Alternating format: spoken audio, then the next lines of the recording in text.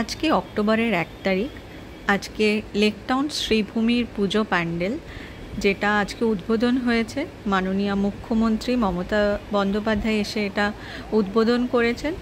তো এখনও প্যান্ডেলের কাজ তো পুরোপুরি কমপ্লিট হয়নি, বাট লাইটিং কিছুটা হয়ে গেছে, তাই চেষ্টা করছি কিছুটা ক্যাপচার করে শেয়ার করার জন্য।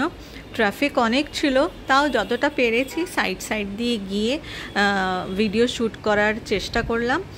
লাইটিংগুলো বেশ ভালো লাগছে, মানে থিমের সাথে ম্যাচ করে লাইটিংগুলো করা হয়েছে।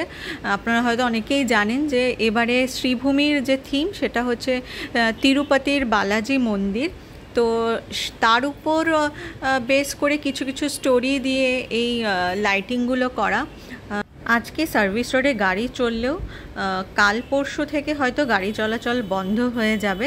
কিন্তু ঠাকুর মনে হয় না পঞ্চমীর আগে ঠাকুর দেখার পারমিশন দেবেন এখানে ক্লাব কর্তৃপক্ষ। কিন্তু যারা ফাঁকায় এসে একটু লাইটিং বা প্যান্ডেলটা দেখে যেতে চান তারা আসতেই পারেন। এখন মোটামুটি ফাঁকা আছে, হ্যাঁ একটু সিকিউরিটি আছে, চেক করে। দেখুন কি সুন্দর সুন্দর, মানে পুরো পাড়াতে বিল্ডিংগুলোতে সব কটাতে লাইটিং দিয়ে সাজানো হয়েছে। এগুলো সব বাচ্চাদের জন্য করা। একটা ছোট্ট পার্কও আছে।